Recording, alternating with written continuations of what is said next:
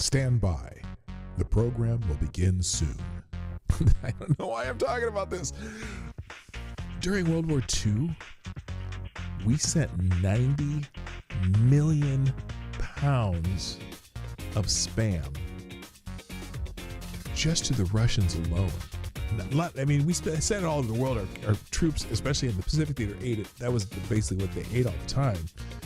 90 million pounds to the Russians. Apparently in like the 50s, Nikita Khrushchev said, you know, if they hadn't sent us all this spam, they might not have been able to feed their troops during World War II. So a little weird canned kind of ham pork product, canned meat, may have won World War II.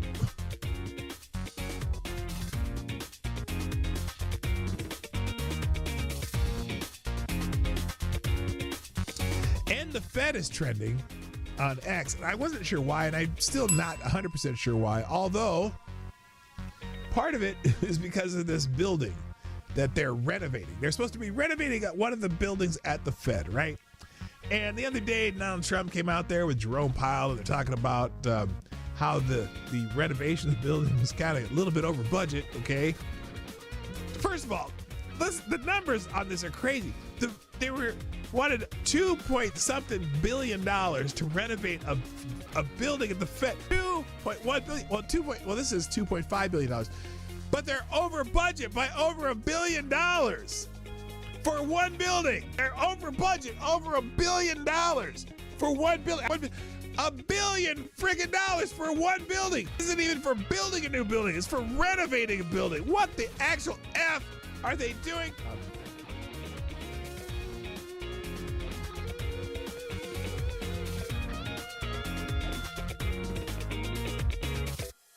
If after a night of filling your rectum with vodka from a turkey baster, the cops find you changing a flat in the cereal aisle of a Piggly Wiggly and ask how much you've had to drink, and you say nothing, are you lying?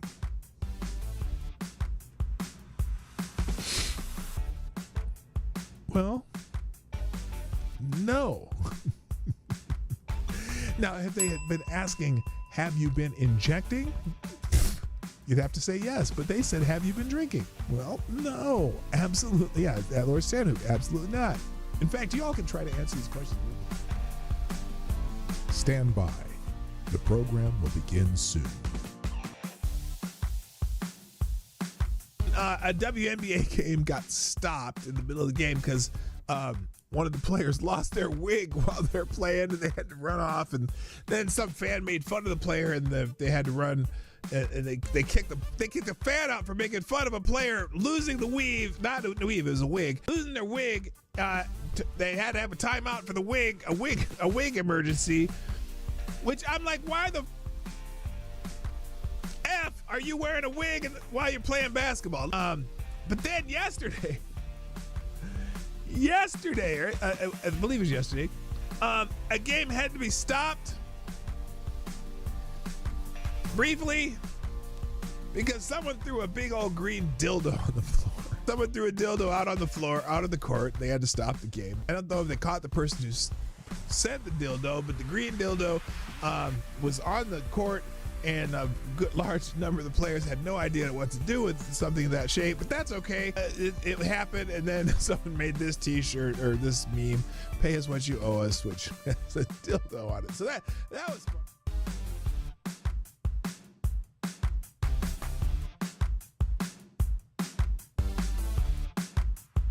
Hey, you know what the really good interrupt violence through community-based bystander training? Yeah, if the bystanders beat the fuck out of someone who's attacking somebody else, that would be great bystander training. They could send them to the MMA gym, you know, put them in an arm bar, smack them in the face a few times. Stop doing that bullshit. That would be the best community-based bystander training, but I don't think that's what he means. Anyway.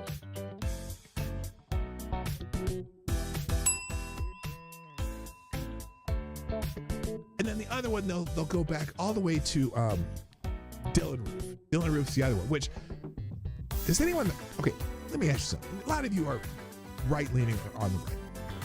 Is there anybody in this that you, anyone you know of?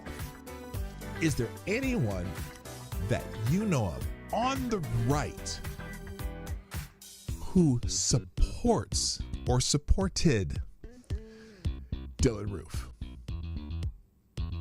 Because I know everyone I can think of who's like, Dylan Roof, fuck that guy. He went out and murdered people in a church. Fuck that guy. But the left is like, oh, he was a right-wing extremist. Nah, he's a fucking asshole. Fuck that guy. Yeah, fuck Dylan Roof. Nobody gives a shit about Dylan Roof. Nobody claims him. Nobody wants him. He's an asshole. Okay? He's a little punk bitch asshole who killed a bunch of people in the church. Stand by. The program will begin soon.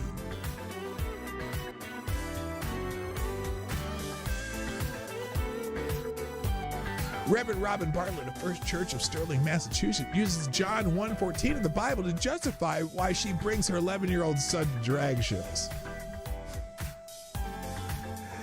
This is what we're getting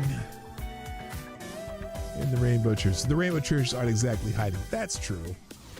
The Word became flesh and lived among us, and my body, your body, their bodies are home for the living God. That is why I take my 11-year-old boy to drag shows in the summer with my friend and fellow church leaders, Kate, and her 11-year-old boy. Especially if you're a man, bodies can be celebrated and played with. That's her message. What the fuck?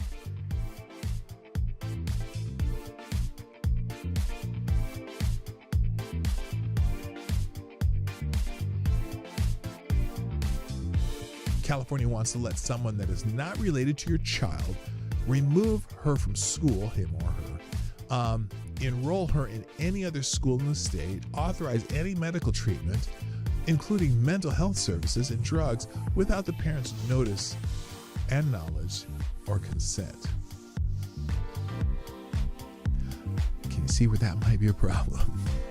This is not fear-mongering. I'm not being hyperbolic, she warned. These are unintended consequences, and it is terrifying. They are unconscionable or unavoidable. So that's one really bad California law that they're coming with. I can't believe. I'm just dumbfounded that they're doing it.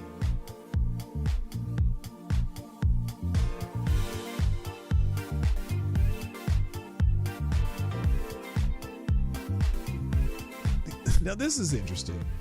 That new mayor candidate, the leading Democratic mayor candidate for New York City mayor, Damme, wants cops to stop responding to attacks on Jews. And by the way, Jews in the New York City are victims of the majority of hate crimes. Not a plurality, but the majority of hate crimes against people in New York are against Jewish people.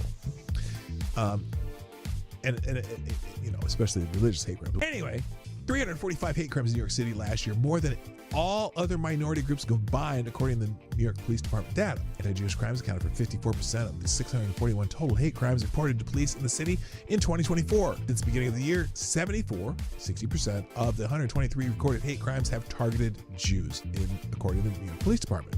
Well, Zohran Mamdani, the radical Islamist and leftist terrorist supporter, has proposed that New York Police Department not respond to hate crimes, instead that they be handled by social workers. Either this shifts resources away from responding to attacks on Jews and moves away from having law enforcement deal with those attacks, and instead has his political leftist allies deal with them by burying them. Right?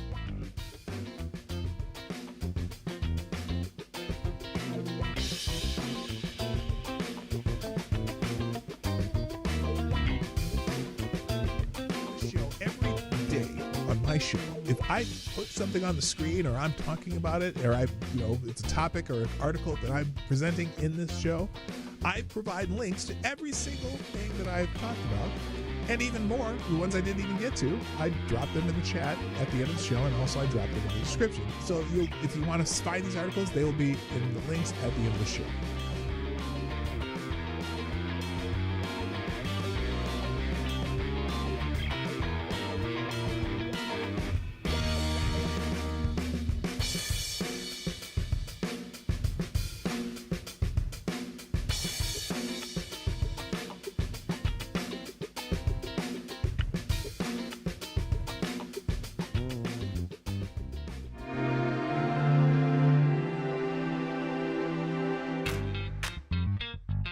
Ladies and gentlemen, coming to you live from the Lucky Dog studio in a hidden location somewhere in the upper Midwest of the United States of America, it's a brother making his own way but with all the wrong opinions. Welcome to the Morning Night Live with your host, the one and only Dawg Knight. Shall we do this thing? Of course we shall. Not as late as usual. Good morning, everybody. Welcome to the Morning Night Live. I'm your host, Marty, also known as Dawg Knight on the internet. And welcome back to the Dawg Knight Channel, where, things are happening every day. Every day is something new's happening, and that's what we talk about every day. What's going on in the world, and by the way. It is the 3rd of September, the day I'll always remember. Yes, I will, 'cause that was the day that my daddy died. Yeah, it's the 3rd of September, 2025, and that's trending today, so I thought I'd throw in a little Papa was a Rolling Stone, Temptations, because, you know, how can you go wrong with the Temptations? You know what I mean? It's the 3rd of September. As opposed to the 21st night of September, which would be Earth, Wind, and Fire. So anyway, let's get the show started by saying hi to everybody and getting this thing going, because I got a lot on the plate and even more possibilities of more stuff if I get through what I have so far. So let's do it. First in chat, of course, today is Mr. Back in the Saddle, Avocados Diabli.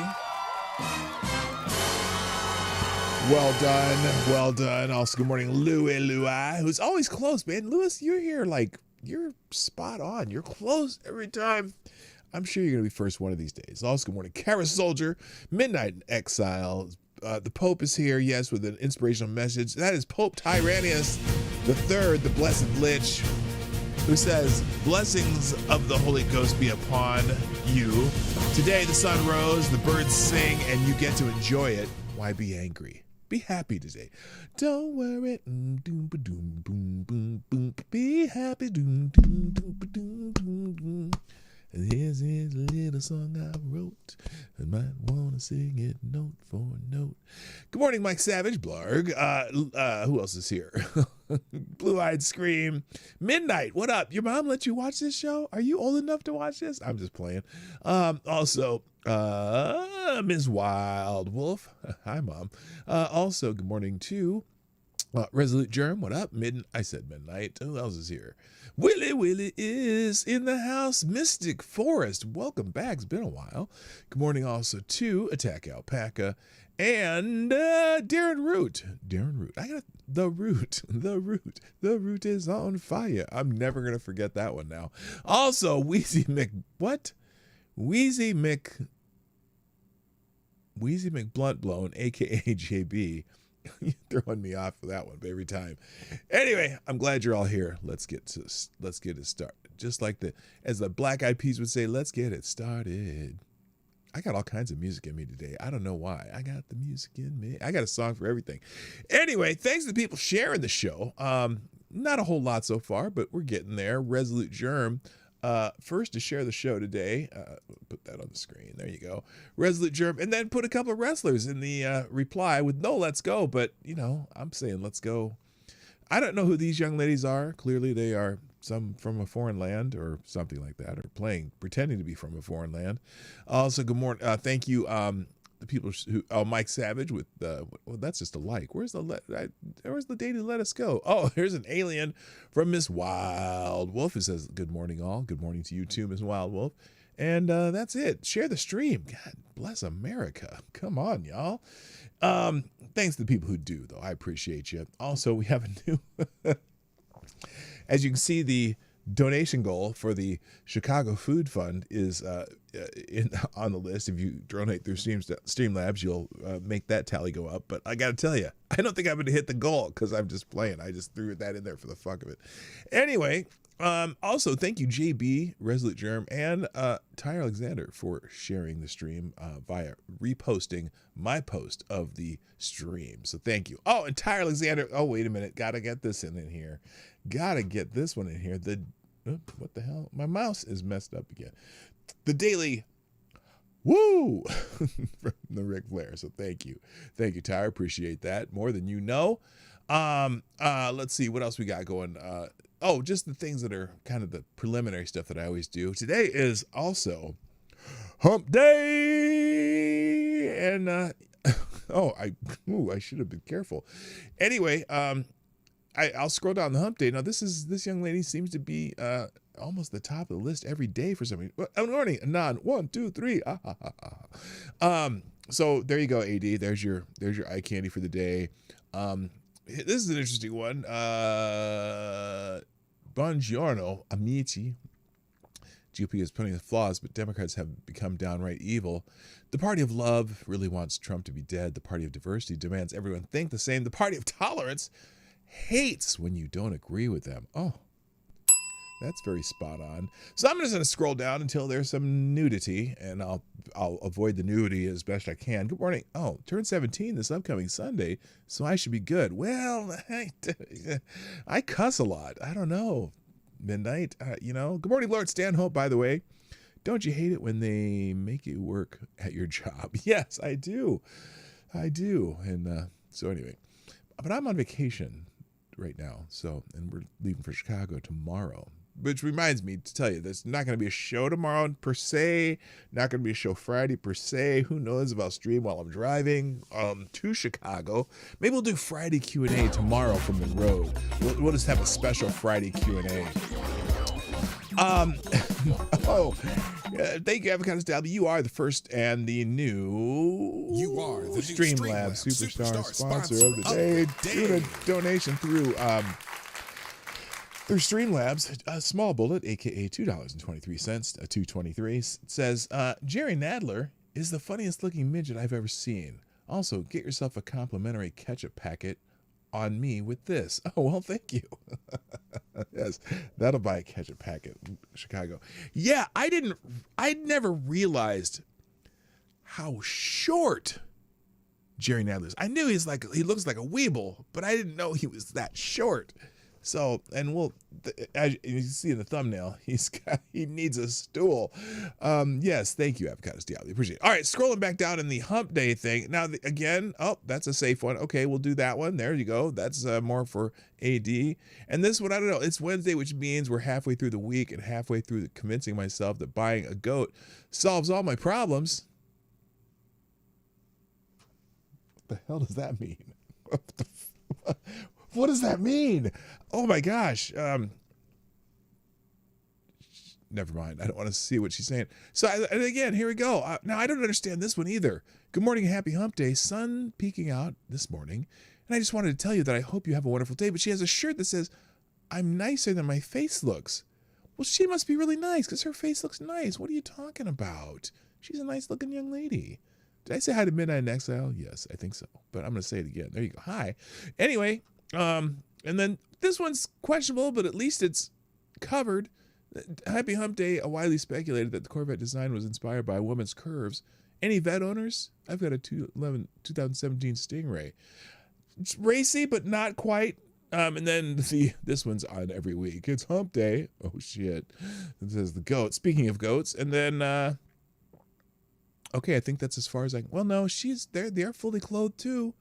They're fully clothed. Okay, and then you got the eagles, and then this guy jumping across a gap. And good morning, have a beautiful day, and then whatever that is. And I think the next, okay, then I have to stop because, that's how the Hump Day trending topic tends to get a little spicy, if you know what I mean. So there you go. There's the Hump Day memes of the day. Moving on. And of course it is the 3rd of September. If you didn't catch my reference earlier, yes.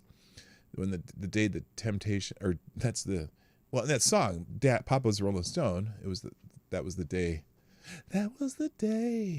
that my daddy died. Never got a chance to see him. No one said something good things about it. Mama, I'm depending on you to tell me the truth. Mama just hung her head and said, Papa was a rolling stone. Hey, hey, hey. So there you go. Anyway, there you go. Temptations. Classic hit from 1972. 53 years. That song is 53 years old.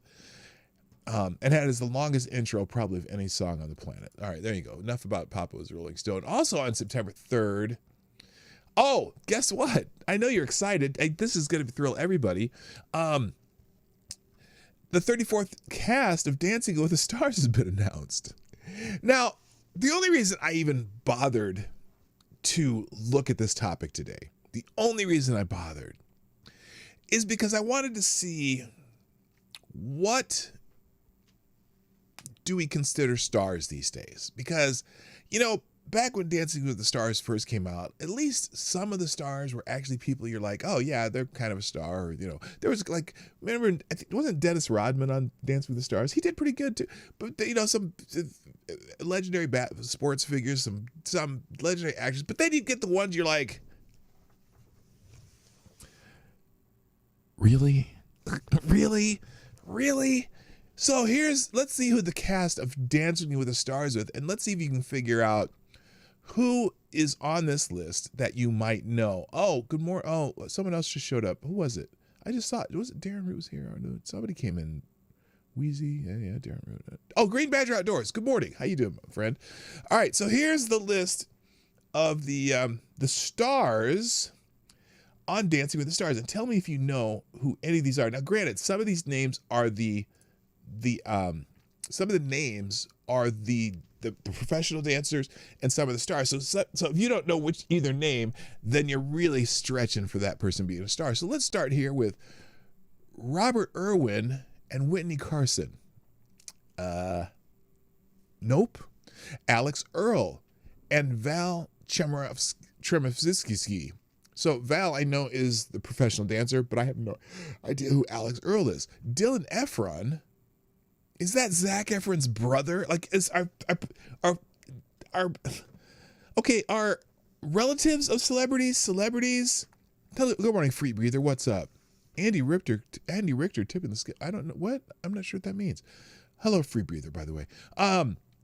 Whitney Levitt, Mark Ballas. Anybody? Nope. Jen Affleck. That's a relative of a celebrity. Like, that's a relative to celebrities, because Ben Affleck and Corey Affleck are both in movies. But who the fuck is Jen Affleck?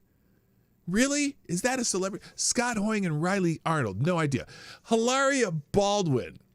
You know who Hilaria Baldwin is, don't you?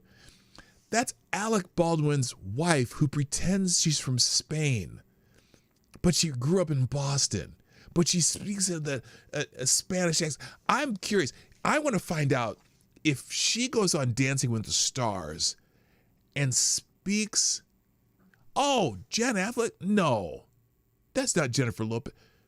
Is it? Did she go by her name? Her married name? Could it be? We'll come back to that. But Hilaria Baldwin, I want to know if she goes on Dancing with the Stars and speaks in a Spanish accent. That's gonna be hilarious. Andy Richter. Okay, we know Andy Richter. Wasn't his sidekick on who's the dude? The tall redheaded comedian who had the show. Why can't I think? Someone will know his name in the chat. Jordan Childs. Okay, that's an Ezra Sosa. Jordan Childs is a singer. I know that. Baron Davis and Britt Stewart. Baron Davis is a former star in the NBA, the National Basketball Association, basketball player. Danielle Fisher and Pasha Paskov. I have no idea. Conan O'Brien. Thank you, Free Breather. Corey Feldman. Everyone knows who Corey Feldman is. Hope nobody touches him backstage. And Jenna Johnson, Elaine Hendricks, and Alan Burston, and Lauren and Brandon Armstrong. So I have no idea. Let's see. I know. Here's an idea. Let's take some of these names. Okay, we're going to take some of these names. And, well, let's look up Jen Affleck. If that's Jennifer Lopez, like Jen Affleck, hang on a second. Jen Affleck. Because if that's it, she's going to win. Because she's like basically a professional dancer anyway. Jen Affleck. But if it's not Jennifer Lopez, no, that's not.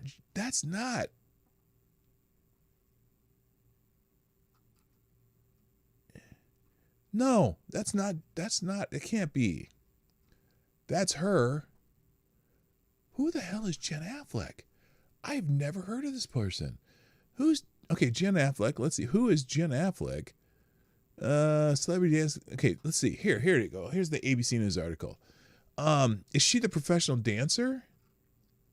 Wait a minute. Where is it? Full cast announced Wednesday. Good Morning America includes social media stars. She's Dylan Efron. These are social media people. Alex Earl. They're wildlife advocate Robert Irwin. Oh, is that Steve Irwin's kid? Robert Irwin, Steve Irwin's kid. Scott Hoying is from Pentatonics. He's the bass he's a low voice guy, bass singer. Comedian Andy Richter, Whitney Levitt, Jen Affleck, stars of the reality. Oh, these Whitney Affleck and Jen Affleck are stars of the reality TV series The Secret Lives of Mormon Wives. Oh, I don't know why that's so funny to me. So that's what that what just counts as a celebrity these days. Now, Alfonso Ribeiro, the Carlton guy, he's now a host of the show now. He won 1 year because he was a really good dancer. So anyway, yeah, Jen Affleck, most known for Hulu's reality series Secret Lives of Mormon Wives. Holy shit. Okay, there's your celebrities on Dancing with the Stars. I'll put the article with next to the trending topic here. Where is it? Dancing with the Stars. Is that it? Yeah, it's close enough. 3rd of September, Dancing with the Stars. Okay, so if you really care. Good morning, Adeline. How you doing? Topanga is their name I haven't heard in a long time. Okay. Anyway, so yeah, go figure. Holidays today. Boy, I'm taking a long time with this. The holidays today sucks. That's why I didn't even do one. National Doodle Day. Okay. And there's a song in there somewhere. Something Doodle All a Day or something. There's that. Anyway, National Skyscraper Day. Go find a tall building and ride to the top and enjoy the view. I almost said the other thing. National Tailgating Day. I like tailgating, but it's Wednesday. There's no football today. National Stefan Day. If your name is Stefan, yippee. Good morning, Acola Di Stefano. What's up? Global Talent Acquisition Day and Yamashita Surrender Day, which is part of the last battle in World War II, I think, that they surrendered. It was the end of World War II in Japan, or at least the Pacific Front. So there you go. All right, let's move on. And celebrity birthday today. Now the first picture that popped up for this. It's Charlie Sheen's birthday today.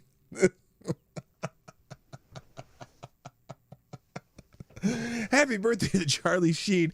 No, he really is in this picture somewhere. Wait, what was this? I saw something about Minneapolis. Or Coley, what did you say? Songs have Michigan J Frog done. I don't know.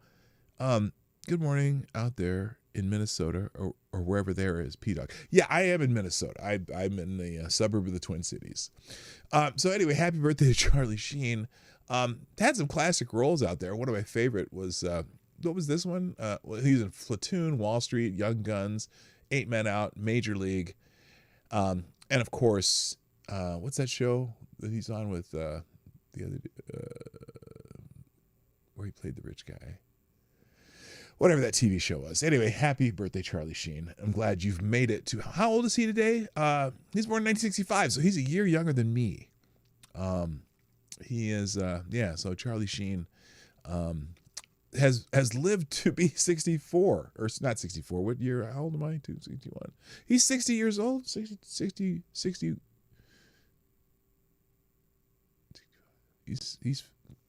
50. He's 60 today. He turned 60. Happy birthday, Charlie Sheen. You made it to 60, which is a miracle. Miracles do happen. All right, let's get into some news. As the thumbnail says, Jerry Nadler, the longtime congressman from New York, is retiring. He decided he's not going to run for Congress anymore. So attention is going to turn to who his successor is going to be. And it's very impossible, it's according to this article, that voters could opt for a successor in the mold of Democratic Socialist Zohran Mamdani. Jerry Nadler, who served in Congress for 34 years, announced that he will not seek re-election next year. He represents New York's 12th congressional district, which currently encompasses much of Midtown Manhattan, as does his lower half. In recent an interview with New York Times, Nadler, 78, acknowledged that he was reluctant to step aside, citing his belief that President Donald Trump is threatening the foundations of democracy. Oh, no! I don't think I meant to hit that. Donald Trump is threatening the foundations of democracy. That's much more appropriate. Still, he said he wanted to clear a path for a generational change within the Democratic Party. Watching the Biden thing really said something about the necessity for generational change in the party, and I think I want to respect that. Nadler told the Times he added that a younger successor can maybe do better and can maybe help us more. No, Jerry, no. Because you never helped us. You're a piece of dog poo-poo. Anyway, so some people are saying good riddance to this weird little dude. Now this is after he'd lost some weight at one point, because he's lost weight, but he's still he used to be just this.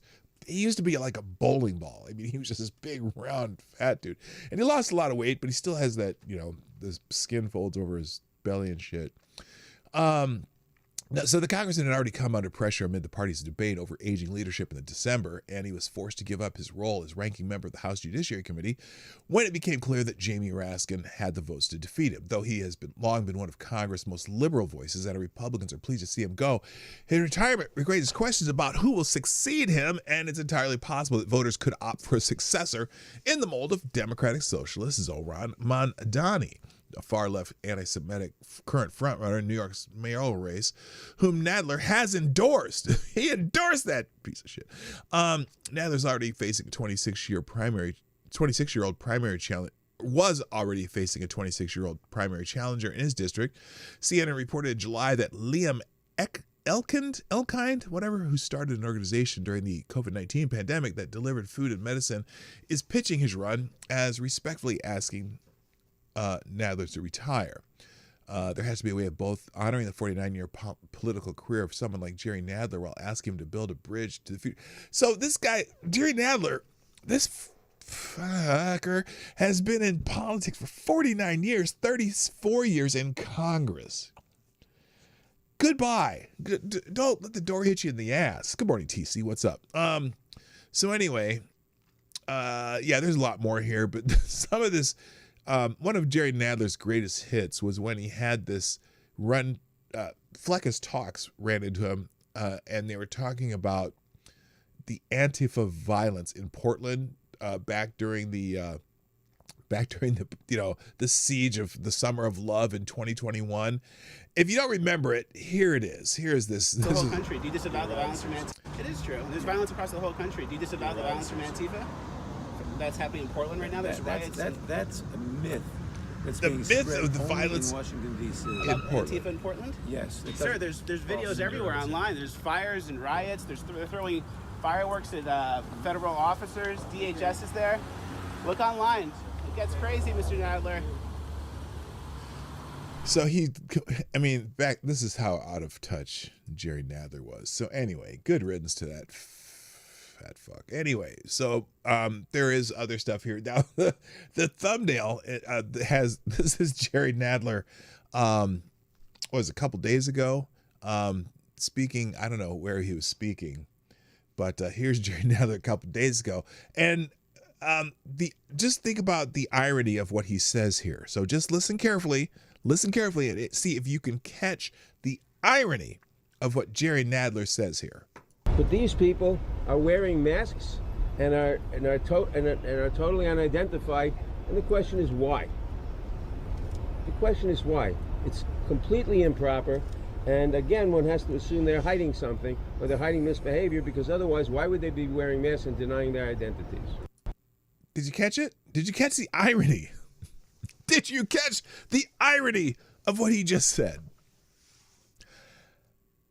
Because nobody can see your fat face, Jerry. You're so short that you can't even be seen behind the podium. As Avocados Diablo duly noted early in the chat, you would think Jerry would have an aide that carries a step stool with him. I didn't. It's funny because I guess I didn't know he was that short until I saw that Fleckus video, that how short he is. So anyway, good riddance, Jerry Nadler. Moving on. So some things that popped up when I opened X this morning, just newsy kind of items. First, Pete Hegseth. He's apparently ditching DEI programs for merit-based Army promotions. Secretary of Defense Pete Hegseth announced on September 3rd, this morning, that the cancellation of the Biden era command assessment program in the U.S. Army, shifting promotions to focus solely on merit and performance. It's a move part of the broader overall aims to eliminate perceived distractions from military readiness and equity initiatives, drawing praise from supporters for restoring meritocracy, while critics warn it could exacerbate inequalities in leadership. Now, for you buttheads who don't know shit about the military, there is absolutely no need. And when I say DEI, I don't mean the concepts of diversity or the concept of equity, although whenever you hear the word equity, you know what I say, run, and inclusion. Let's just say diversity, inclusion, because equity is stupid. Equity is a stupid concept, but diversity just happens, especially in the United States military, because a large portion of the United States military, in fact, the Army and different military forces, particularly the Army, Marines, and Navy, are actually more diverse than the overall country at large. The Air Force, not so much, but then the Army, Navy, and Marines are. And we have, for decades, have had military promotions based on merit that have still allowed a lot, have included many high-performing minority, officer candidates, promotions, whatever. So it's one of the most egalitarian, if you'd say, for lack of a better term, institutions in our nation. The military. So you don't need to seek out or try to promote people because of the color of their skin or whatever, they're the trannies, or women, whatever, because they get promoted anyway. If they are excellent, they get promoted. And there's a lot of excellent people. If all races, all minorities, if you train everybody the same way and some people excel, the people who excel will rise to the top. And so I don't think you need that type of program. Why they were doing that with this last defense secretary, I have no idea. So some people say, so breaking the U.S. Army has canceled Biden era inclusive promotion program. Secretary of Defense Pete Hegseth, good riddance. Promotions across the Department of Defense will only be based on merit and performance, which it should be. It should be. Good morning, shrapnel, by the way. It should be. And so for example, now here's this Richard Angwin dude, by the way, who's on X. He just goes and summarizes things in whatever his post is posted. Biden's cap was a vital reform that tackled unconscious bias through peer evaluations and psychometrics, fostering a more equitable and effective military leadership. That's complete and utter bullshit. No, it wasn't. It really just tried to promote based on immutable characteristics. And it's not, look, there's no place in society where you need to have the best of the best rising to the top than in the military. Okay? You just can't do that. So anyway, that's good news. I personally think it's good as a Black American, as an American of African descent. I think that's a great idea. So there you go. All right. Next in the news, things that popped up. Married mother. Oh, there's a new survey. Now, I always take surveys and studies with a grain of salt because there's just a lot of times these surveys are often just push polls. But this new survey says that married mothers lead in happiness. married mothers lead in happiness. A new 2025 survey of 3,000 U.S. women's age 25 to 55 reveals that married mothers report the highest levels of happiness and life satisfaction, even after adjusting for factors like age, income, education. Psychologist Jean Twenge analyzed the data from the Women's Wellbeing Survey conducted by YouGov for the Institute of Family Studies, showing that marriage and motherhood reduce loneliness and increase emotional fulfillment, challenging cultural narratives that portray family life as a hindrance to women's well-being. Oh, you know all these feminists and all these women who are deciding to stay single don't like to hear that shit. So now, interesting, let's see. And this showed up in The Atlantic, of all places. Here's the headline: The Marriage Effect. A common narrative that has it that commitment and motherhood make women unhappy. New data suggests the opposite is true. Is that okay? Here we go. We're gonna do a little poll on this. Here's a poll. Does the women happiness survey results surprise you? There's a poll question for today. It's be in the chat there. So anyway, let's see. People are saying this. Why are we treating this like it's a scientific advancement to understand that marriage and family lead to a meaning in life? I swear these spreadsheet brains won't believe they have a nose on their face unless new data gets released to tell them that. Yeah, let's see if there's a link to this article in The Atlantic. There's not. That's just a copy of that. What we have found. Oh, here we go. There's a thread on it. I'm going to put this thread separate.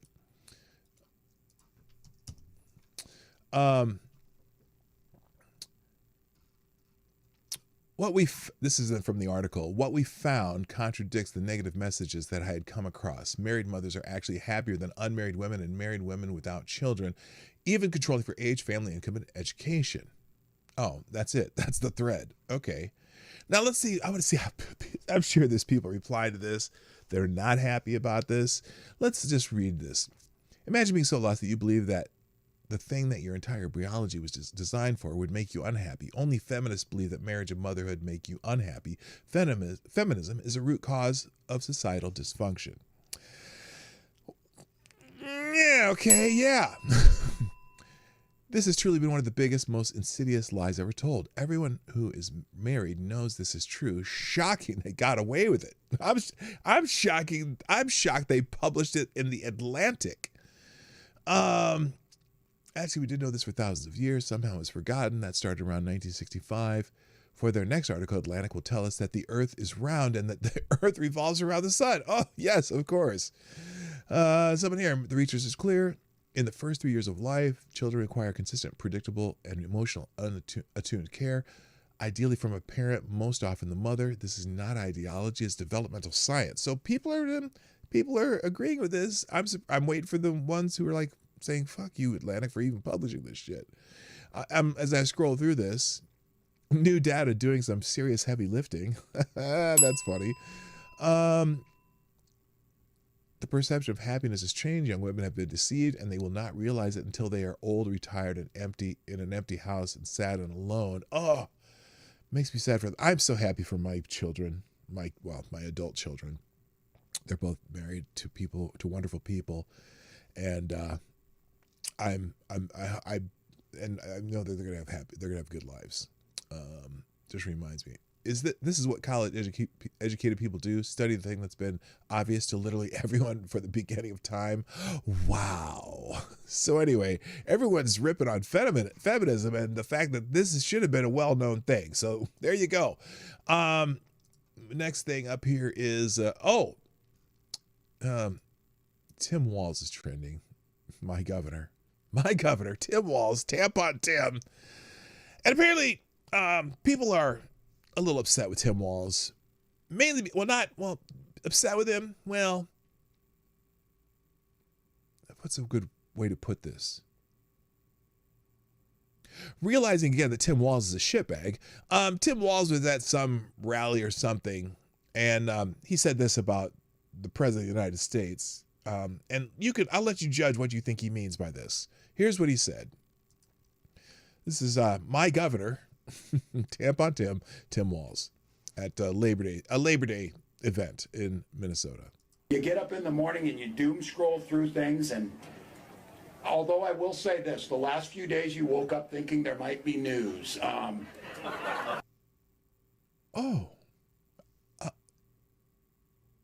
You know what he's talking about, right? There was kind of this, Donald Trump was like off the grid for a couple days, just probably getting some time away from shit. And they were, there was this big rumor on the internet that Trump was dead or Trump was dying or something. And so he seemed a little excited about that. Oh, there might be some news. Ooh. And then he says this. Just saying. There will be news sometime. Just so you know, there will be news. You get up. Now, yeah, that's the clip that everyone's played, right? And it sounds like he's almost hoping for it. Now, someone here says, now some people frame this as Tim Walz says he's disappointed the news of President Trump being dead wasn't true and tells his supporters to stay hopeful. It's coming soon. Now, I don't... Did he say, is that what he said? Is that what he said? Because that's the way people are framing it. And he, in a way, his tone and his facial expressions kind of give you that vibe. So on This Is CNN, Scott Jennings had a reaction to this, and this is how Scott Jennings put it. But I'll tell you who is a complete piece of shit. I'm going to tell you right now. There have been a lot of swear words at this Tim table today. Walz, Okay. the governor of Minnesota, holding up a phone in front of a rally saying, well, we thought we were going to wake up and find out the president had died. Someday it'll happen. Someday it'll happen. I used to say he was the biggest buffoon in American politics, but it's worse now. No political official, no elected official should be walking around saying, well, I'm hoping we wake up one day and the president of the United States has died. Crazy. Absolutely crazy. So that's his reaction, and that's kind of my reaction too. I mean, yeah, it's kind of nuts that he said that. Did they have a longer clip of this? Let's see how this goes here. Let's see. Not much of Biden's presidency, hearing, Trump supporters, more MAGA influencers, kind of documenting every day, oh, Biden stumbled on getting on the plane, or he walked. Yeah. No one's asking for Biden to be dead. I don't recall that at all. A certain way, or he looked a certain way today, and now we're sort of seeing that flip on its head with Democrats taking that approach. And why did we have to document it? Because nobody else would. Hold on a second. The media wasn't. You had an opportunity. The media wasn't. Today That's a good point. And you did not. Why? Well, because when he got on the phone and sounded very much alive, I thought it would sound kind of stupid, frankly, to ask an alive person if they were dead. But I'll tell you who is a complete piece of shit. I'm going to take. Okay, that's where he went on to talk about Tim Walz. So there you go. Apparently saying piece of shit is cool on cable news now because they swear a lot on cable news lately. So anyway, speaking of shitbag governors, Gavin Newsom. What? Stand? Fuck you, watch. My watch tells me when I've been sitting too long. Gavin Newsom has an interesting proposal in the state of California, and anytime I see something happen in California, I always wonder how long it's going to happen here in Minnesota, because we are California light sometimes when it comes to legislation. Gavin Newsom has a plan to redistribute farmland to racial minorities in California. Now, interesting word, redistribute. So I had read this whole thing. I'd like to see if there's a quote in here. California Democratic Governor Gavin Newsom's agricultural equity advisors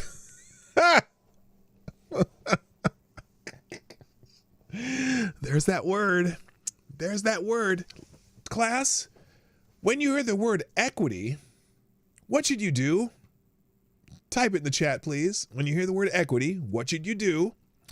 Gavin Newsom's agricultural equity advisors are finalizing recommendations for the state to redistribute farmland to non-white Californians and Native American tribes, the land transfers and financial assistance programs that exclusively benefit through land transfers and financial assistance programs that exclusively benefit racial minorities. Is that just, it's the Rhodesia plan? Yeah, it sounds like it. For more than 2 years, the California Agricultural Land Equity Task Force, part of Newsom's Office of Land Use and Climate Innovation, and I'm sorry, the titles sound like a fucking Saturday Night Live skit, has crafted a set of policy recommendations to equitably, when you hear the word equitable, what do you say? Class, no one's writing in the chat. Oh, get your flamethrower, then run. Okay, yes, run. Has crafted a set of policy recommendations to equitably increase agricultural land access. It would deliver a final report to Newsom and the California legislature, cementing those recommendations by the end of the year. The task force's latest draft report, which I'll put a copy of that in the links, published ahead of the task force August meeting earlier this month, calls to deploy state resources to give non-white Californians a leg up in acquiring farmland, an effort it portrays as a form of reparations.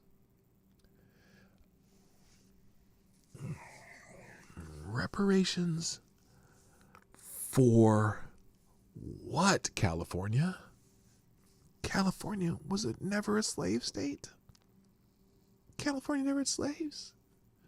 California, oh my God. But, you know, they were doing it in San Francisco, apparently. The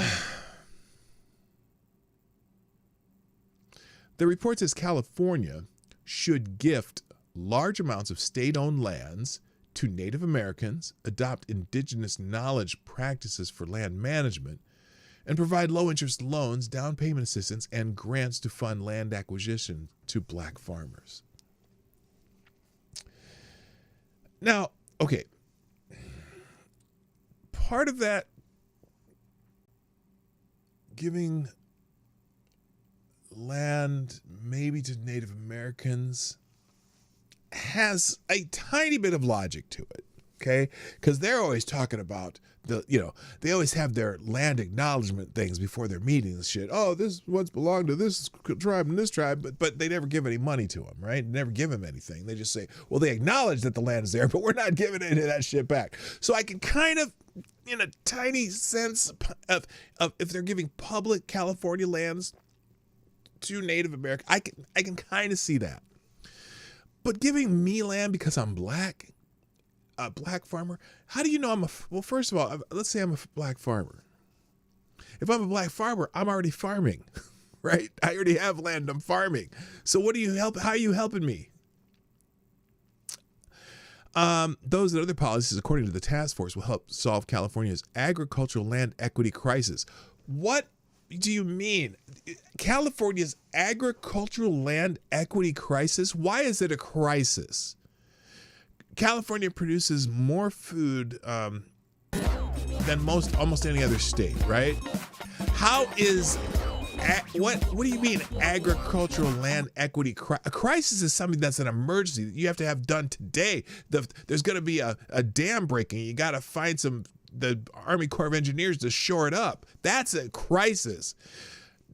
Who owns land is not a crisis. Land ownership statistics prove such discrimination exists according to the report, because it's a report done by someone who's doing a study that wants you to come up with a problem to give a solution to, which laments that 82% of privately held farmland in California is owned by producers who identify as white. What do you mean they identify as white? What does that mean? What do you mean they identify as white? And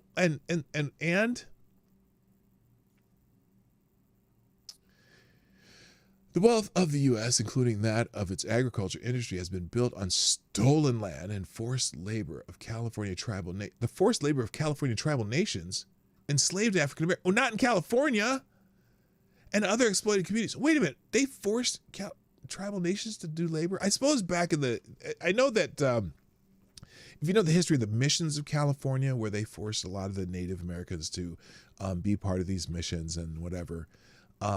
I can see maybe some of that, but there's no de facto slavery in California.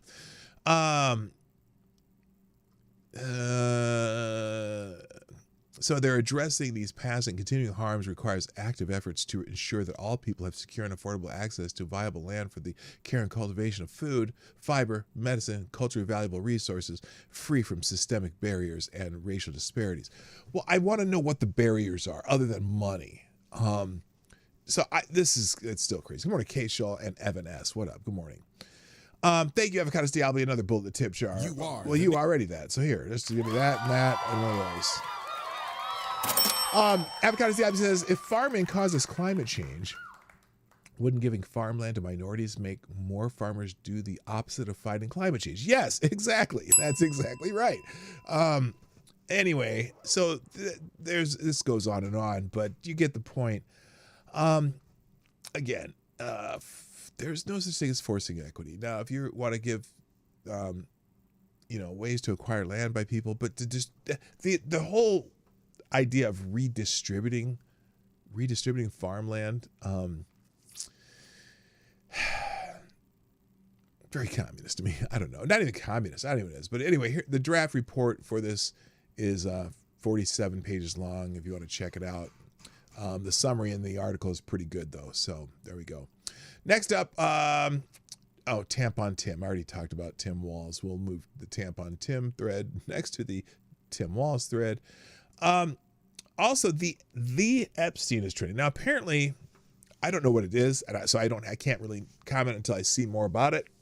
But a report has been released regarding Jeffrey Epstein and the so-called Epstein files. Also, Thomas Massey has filed a discharge petition to force a vote on binding legislation to release the Epstein files. And for some reason, the White House says helping Massey secure a vote to release all the Epstein files is a hostile act. They're threatening anyone who helps bring true transparency and justice for the survivors. There's a tacit admission that Oversight Committee data release is woefully incomplete. So they gave a data release to the Oversight Committee, and also there's something they made public, and I'm not sure what it is. So that's why I'm not necessarily commenting until I actually know what the hell I'm talking about. But I agree that they should release anything that they can. But here's the thing, and I'm beginning to wonder this. I've wondered this since they kind of went back on releasing everything. Are they? Oh shit! Sorry about that. I disappeared there for a second. Are they working on prosecutions and trying to keep that quiet? That's what I get the feeling is happening. That's the only really good explanation for it, for what's going on, is that they're working on prosecutions, and because I don't know why they aren't releasing what they said they were going to release. And there's a lot of, plus here's the other problem too. There's going to be a lot of people in those files that their names may be on a list. They may have flown on a plane. They might have gone here. They might have gone there. But never were involved with the shit on the island. Never involved in the shit in New Mexico. Never involved in the shit in New York. Because Epstein,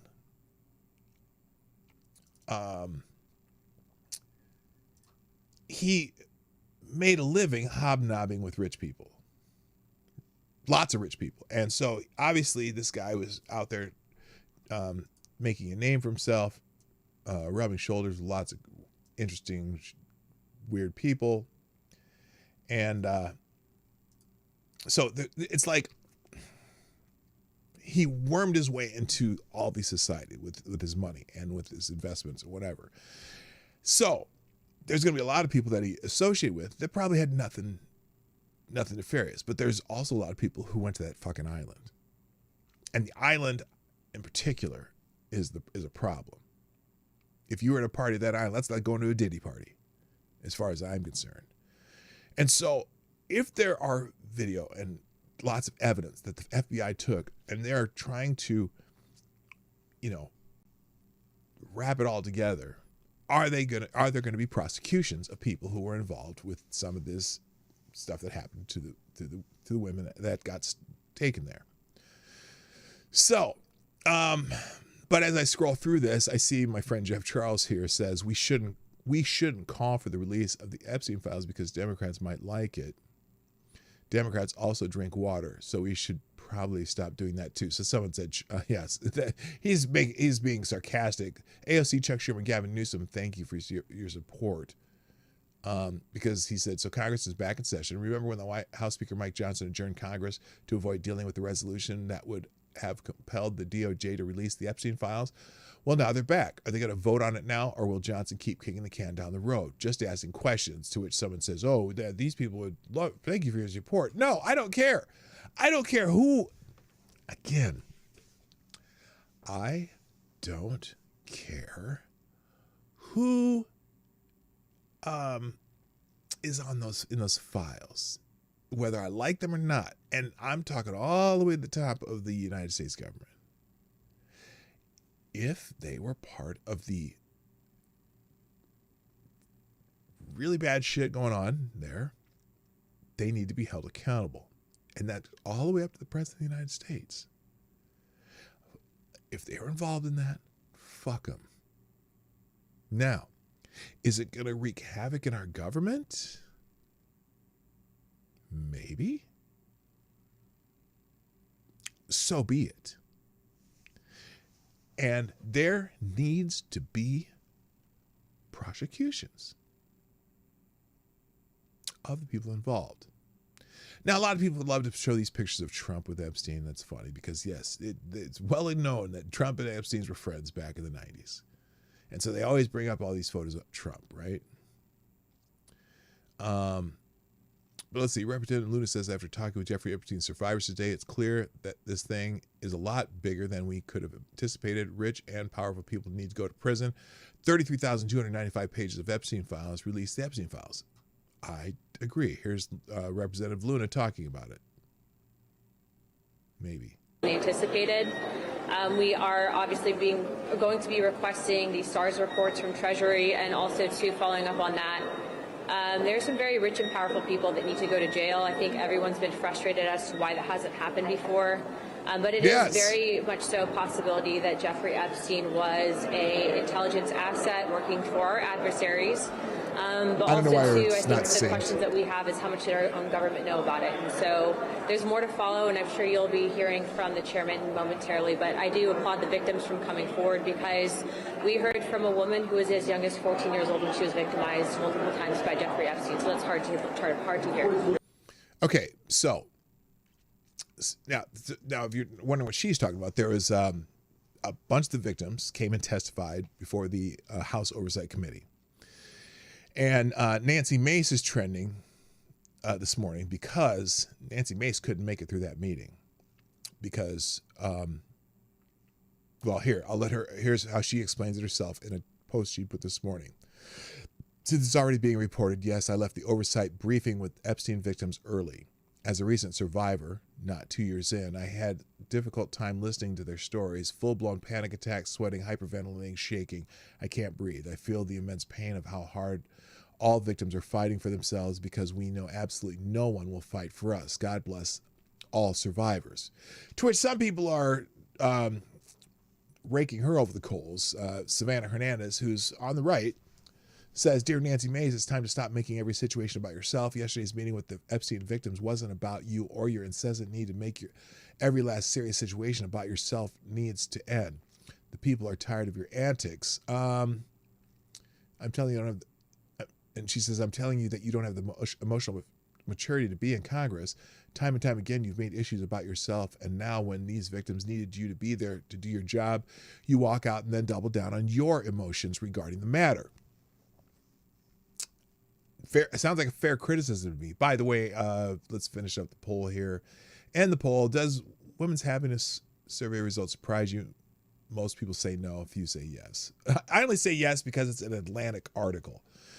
So anyway, and so lots of people criticizing her. She was in tears, walked out of the meeting with Epstein survivors today. She described feeling overwhelmed by hearing the survivors' testimony, saying, I had a very difficult time listening to their stories, full-blown panic attacks, sweating, hyperventilating, shaking. I can't breathe. Yet when I repeatedly asked Nancy Mace here publicly, will you demand the Epstein files be released? She ignored me repeatedly. Tears don't equal accountability. Look, I'm in that boat. Says yes, release the information, or not just or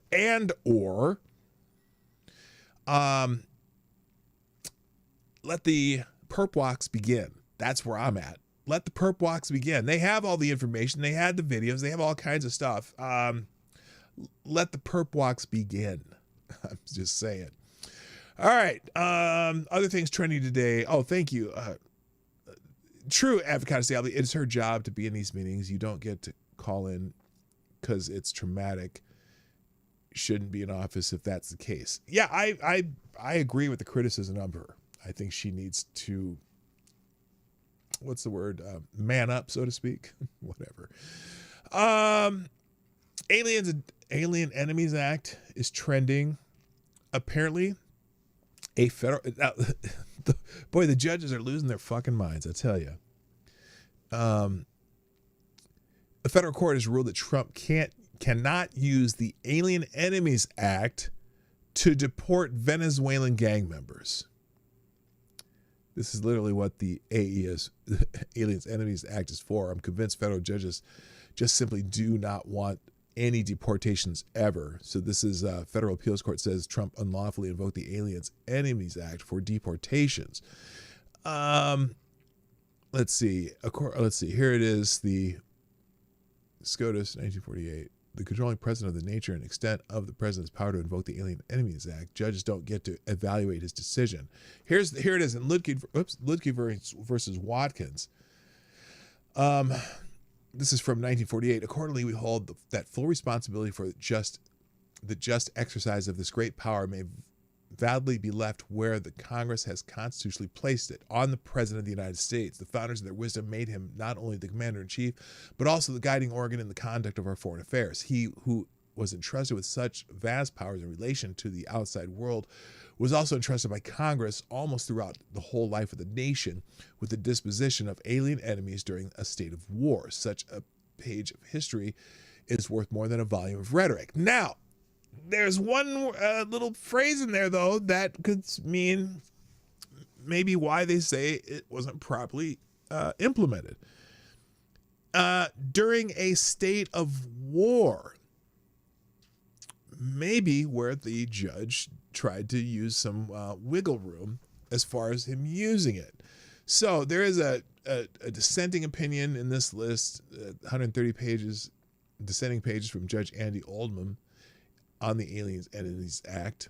The Obama-appointed judge, it was Judge James... Oh, it's James Boasberg! He's one of the judges in one of the other Trump cases. The Obama-appointed judge was James Boasberg, the guy who ordered the deportation flights to turn around in midair and block President Trump's use of the Aliens Enemies Act. So here is... this is a whole different thing. Do I have a separate page for that? I'll just open this one. By the way, the New York woman who threatened to kill the president, a judge has let her go. Woman buster threatening to kill President Trump is quietly released by Obama-appointed judge. This is the same judge that demanded that we bring back the plane of deportees. A New York City woman locked up for making deranged social media posts threatening to kill President Trump was quietly released by a Democratic-appointed judge last week. U.S. District Judge James Boasberg, or whatever his name is, appointed by President Barack Obama, released Natalie Rose Jones, a 50-year-old Big Apple resident, under electronic monitoring on August 27th and ordered that she see a psychiatrist once back home. Well, at least he put her on an ankle monitor. The surprise release comes just days after U.S. Magistrate Judge Maxilla Upahayada denied Jones' bond over the president's threats on Trump's life she issued over social media earlier this month. Here's where we are, Jones wrote in a long Facebook post on August 6th. I literally told the FBI in 5 states today that I'm willing to Okay, that's she's the one who wanted to sacrifice herself by ending the president's life. And so James Boasberg, the same judge that ordered a plane back from international airspace, also made this ruling. So, little lawfare action for everybody. Also in the links today, Trend de Aragua is trending. Now, if you haven't seen this yet, apparently a U.S. military forces conducted a strike against Trend de Aragua narco-terrorists. The strike occurred while the terrorists were at sea in international waters transporting illegal narcotics heading to the U.S. The strike resulted in 11 terrorists killed in action. Now, so yeah, President Trump has released a video of the U.S. military striking a drug boat from Venezuela heading to America carrying 11 Trend de Aragua terrorists who were killed in the strike. He said earlier this morning, on my orders, U.S. military forces conducted a kinetic strike against positively identified Trend de Aragua narco-terrorists in the South Com area of responsibility. TDA is designated foreign Trend de Aragua is a designated foreign terrorist organization operating under the control of Nicolas Maduro, responsible for the mass murder, drug trafficking, sex trafficking, and acts of violence and terror across the United States and Western Hemisphere. The strike occurred while the terrorists were at sea in international waters transporting illegal narcotics heading to the United States. The strike resulted in 11 terrorists killed in action. No U.S. forces were harmed in the strike. Please let it serve as notice to anybody even thinking about bringing drugs in the United States of America. Beware. Thank you for your attention to this matter. That's Trump's new ending of his tweet. So, now and then that has Venezuelan trending too, but here's an interesting take from Front Page. Apparently a judge has put an injunction on this strike after the strike was already done. So the headline, federal judge demands Trump unkill 11 drug smugglers. Now, worst fishing trip ever. Yeah, exactly. So, and fentanyl fans can go scuba diving. Yes, that too. So anyway, now I don't know. I'm curious about this, the first line of this article. That's why I wanted to show it to you. It starts out like this.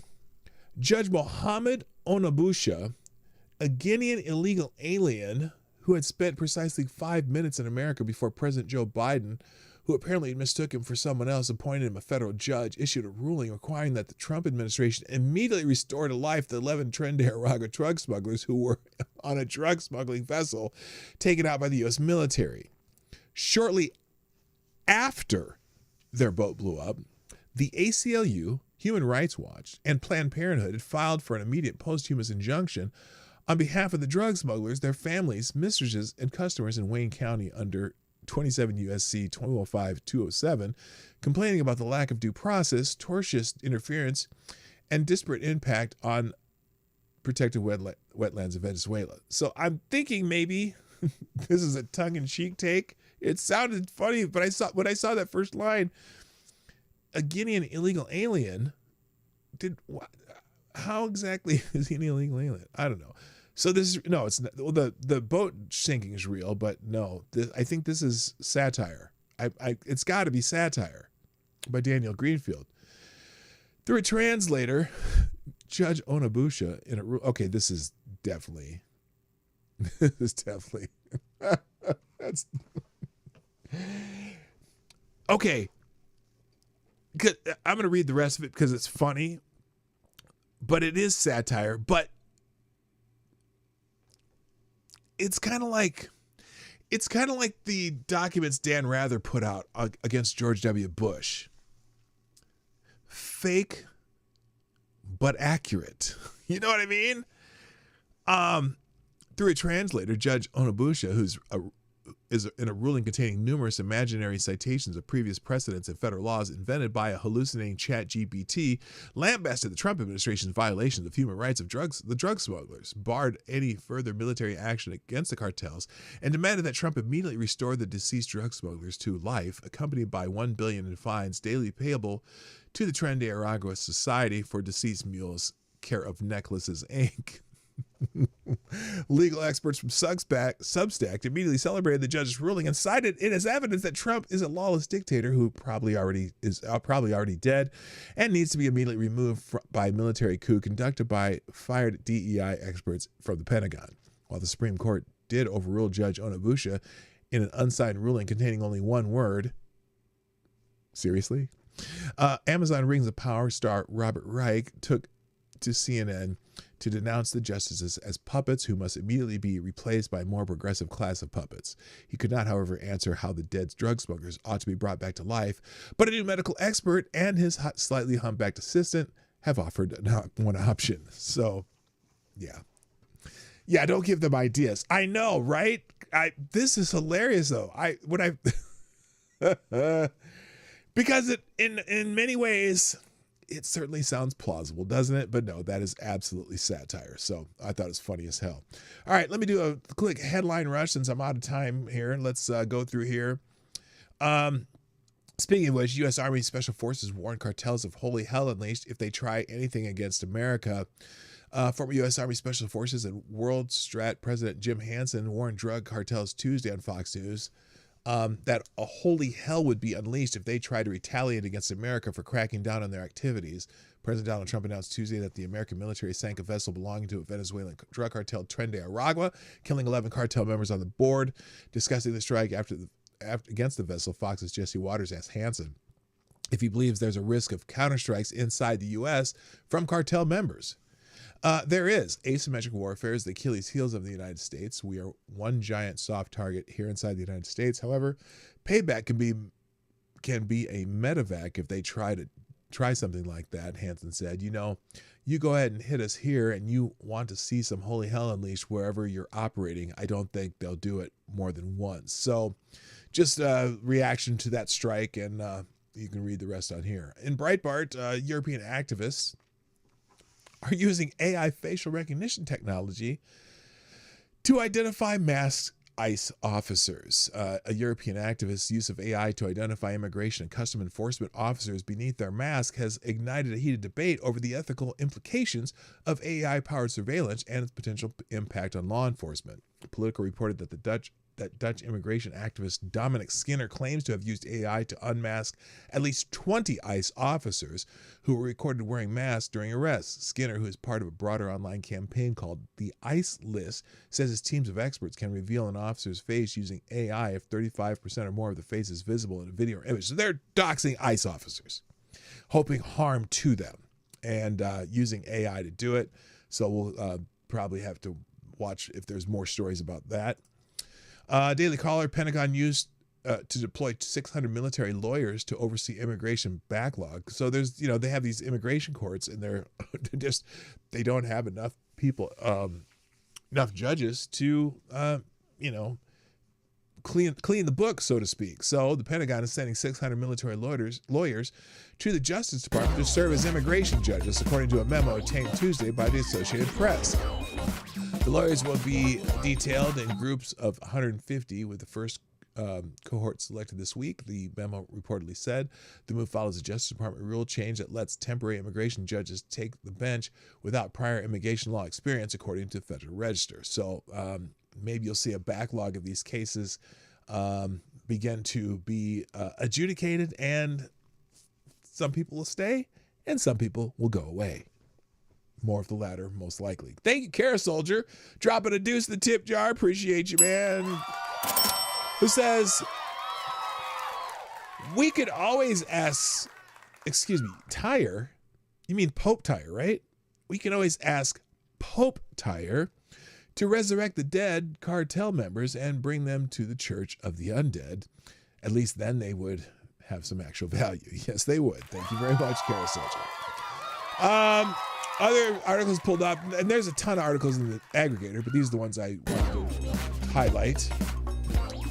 Oh, and thank you, Avocado Stialdi, another small bull in the tip jar, who says, if ICE were smart, they would hire Asians. Facial recognition doesn't work on them. And ICE does not mean internal combustion engine in this case. Thank you, Avocado Stiably. Appreciate you. Does facial recognition doesn't work on Asians, or is that just a joke? Because some people say all us brothers look the same too, but we have very, very varied looks. Anyway, I don't know if that's a joke or not. Daily Caller, CNBC just spilled the awful truth about California.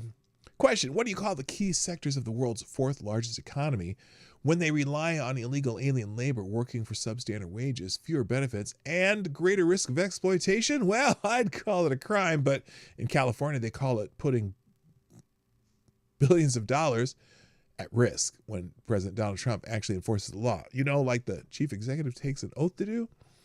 With California's $4 trillion gross domestic production, Governor Gavin Newsom likes to boast that his state is the world's fourth largest economy. But a new CNBC report by Kate Rogers reveals more than it meant to about how Trump's immigration policy threatens key sectors of Newsom's state.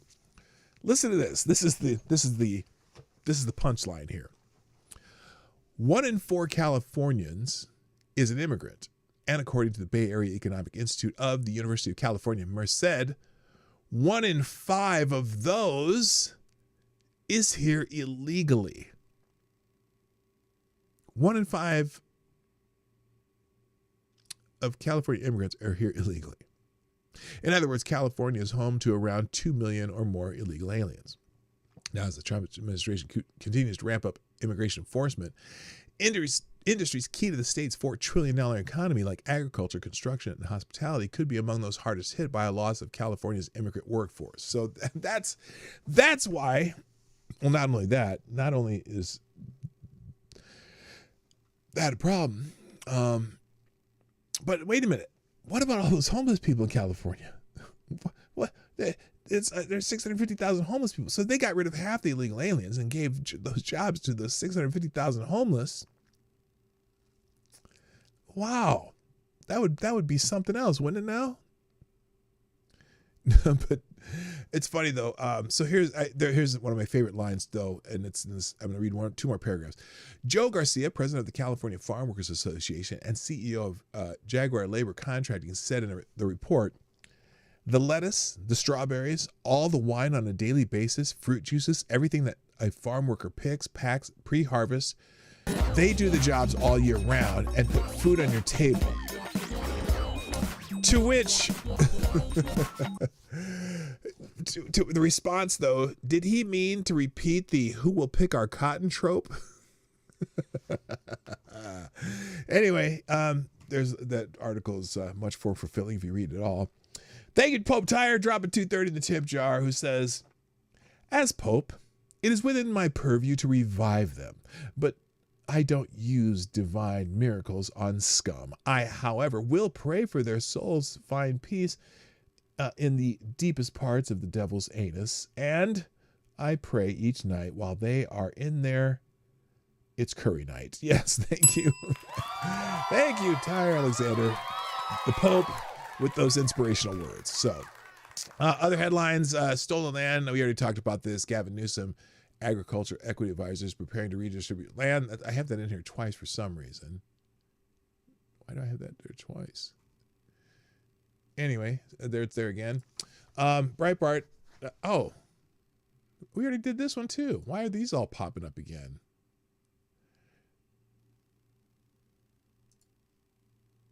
Oh, and then Trump vowing to solve the Chicago crime after at least 54 shot over Labor Day weekend. So apparently the deployment to Chicago may still happen. Now we do know that a judge has said that already said that Trump's deployment of troops in California to help quell the riots was improper. That's probably going to go up to the courts because it was a very specific event, which makes me wonder, back in the 60s, didn't they deploy National Guard troops to quell riots in the 60s? Like, was there a judge that ever told them they couldn't do that? Of course, then they killed those people at Kent State. But yeah, you know what I mean? That's I'm curious if they're not able to quell riots. Now, I don't know about his use of it to stop crime in any place but Washington, D.C., but I'm curious about that. So we'll hear more about that. I also have the aggregator set up here for you guys, the links. But for that, now let me get before I go, let me acknowledge a few more people that I hadn't yet as far as sharing the show. I greatly appreciate it. JB with the Let's Go. I got the Daily Kitty from CG. Thank you. That kitty's jamming. There should be some music to that one. Also, TC, thank you for tweeting out the show on your own. I appreciate that. And more people who share the show. Kirsten Shull, K Shull, Waves Wasava. I have no idea who that is. Wave Wasava. And CG. Thank you for sharing the show just like a lot of people did. And I think that will be it for today, gang. Hope you all have a wonderful day. Again, I won't be streaming the next 2 days, so I'll be back for sure Monday. Well, no, I'm sorry. I won't be doing this show for the next 2 days, okay? But I will be, I'll probably stream during my drive to Chicago since I got 5 hours to kill and just me and my dog. Here are today's links. I'll drop these in the chat. Here are today's, oops, let's spell that right. Days links. Oh shit. I screwed that up. There we go. There's today's links to the show. That's it. Gotta go. Thank you for joining me today. Hope to see you Monday for sure, and maybe over this long weekend. You might see my beautiful face, or you might not. I'm gonna post some of those state fair videos that I put together over this next couple of days, so watch for those. That's it, though. I gotta go. My name's PDawgKnight, and I am out of here. Bye-bye. Have a lovely long weekend. See ya. Hey, this is PDawgKnight, and thanks for watching today on the PDawgKnight channel. If you have an observation or remark you'd like to make about this video or my channel, I absolutely welcome you to write it in the comment section down below. I really look forward to hearing from you. And before you go, if you like what you saw but you're not already subscribed, please make sure you hit the subscribe button and definitely click that bell that pops up afterwards so you'll be notified when I post new videos or when we go live. I broadcast my live show, The Morning Night Live, Monday through Friday at 10 o'clock Eastern, 9 o'clock Central. A special thank you to all the supporters of this channel who share our videos on social media and who make donations through Streamlabs, YouTube, Venmo, and Cashapp, which are all linked in the description down below. Thanks again, and until next time, I'm PDawgKnight, and I'm out of here.